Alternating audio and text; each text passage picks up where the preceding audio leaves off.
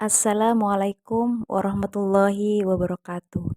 Perkenalkan, nama saya Imamatul Jamalia, Unit Kerja SMKN 1 Sampang, calon guru penggerak Angkatan 6 Kabupaten Sampang, Provinsi Jawa Timur. Izinkanlah saya memaparkan tentang tugas koneksi antar materi modul 1.1 dan modul 1.2.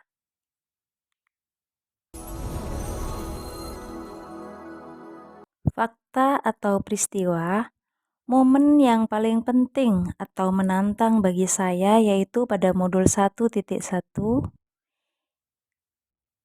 tentang filosofi pendidikan. Bapak Ki Hajar Dewantoro mengajarkan bahwa pendidikan itu suatu tuntunan dalam hidup tumbuhnya anak-anak. Artinya, bahwa hidup tumbuhnya anak itu terletak di luar kecakapan atau kehendak kita kaum pendidik.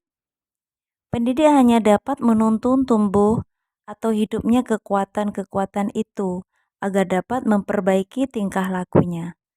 Hal ini dianalogikan seperti seorang petani. Petani yang menanam padi misalnya hanya dapat menuntun tumbuhnya padi. Ia dapat memperbaiki kondisi tanah, memelihara tanaman padi, memberi pupuk dan air, membasmi ulat-ulat atau jamur-jamur yang mengganggu hidup tanaman padi, dan lain sebagainya. Meskipun pertumbuhan tanaman dapat diperbaiki, tetapi ia tidak dapat mengganti kodrat padi. Padi tidak bisa diubah menjadi jagung ataupun tanaman lainnya.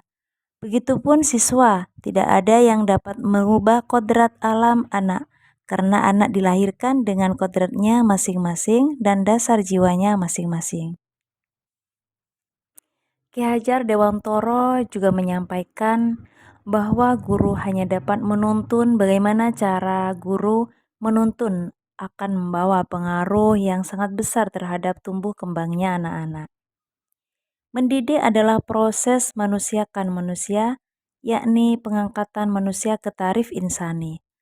Untuk mencapai hal itu, pedoman yang dapat digunakan yang sering disebut trilogi pendidikan, yakni ing ngarsa sung tulodo, guru di depan sebagai pemberi teladan atau contoh tindakan yang baik. Ing madya mangun karso, yaitu guru di tengah membangun semangat, memprakarsa ide dalam diri para siswa. Dan tuturi handayani, yakni guru di belakang, memberi dorongan dan arahan. Selain itu, pendidik juga harus memahami bahwa karakteristik siswa adalah bermain, mengungkapkan rasa dan bebas berdeka. Ketika guru memahami karakteristik siswa, maka itu akan menolong guru untuk menuntun anak didik dengan baik pula.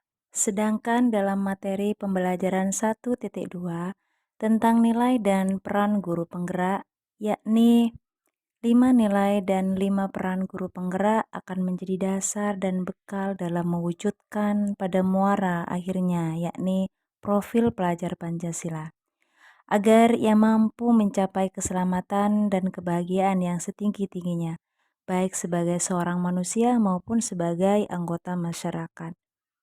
Nilai dan peran guru penggerak atau pendidik antara lain adalah: yang pertama, berpihak pada murid, yakni merancang dan menerapkan serta mengimplementasikan pembelajaran yang selalu mengutamakan kebutuhan perkembangan murid sesuai kodrat alam dan kodrat zaman. Siswa sebagai pusat pembelajaran, yakni siswa mengeksplor segala pengalaman yang dihadapi dengan cara tanya jawab atau diskusi.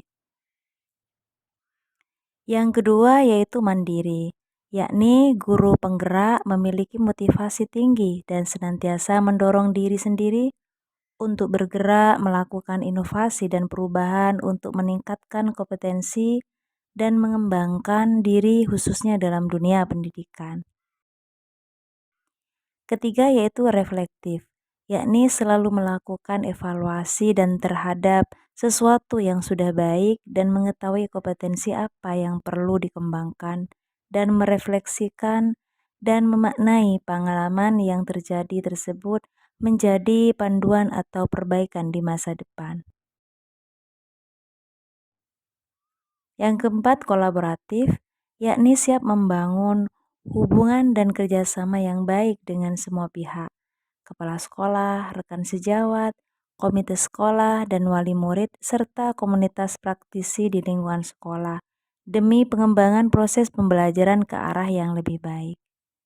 Yang kelima adalah inovatif, yakni saya sebagai pendidik akan selalu berinovasi dalam pembelajaran sesuai dengan kodrat zaman, sehingga siswa dapat meningkatkan mutu pembelajaran dan motivasi siswa dalam mengembangkan minat dan bakatnya secara maksimal.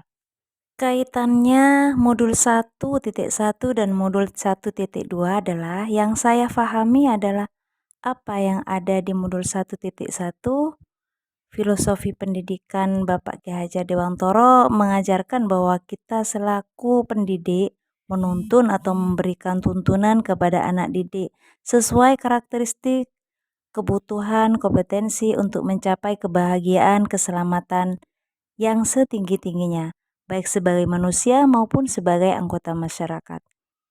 Hal ini selaras dengan materi pembelajaran modul 1.2 tentang nilai dan peran guru penggerak, yakni berpusat pada murid.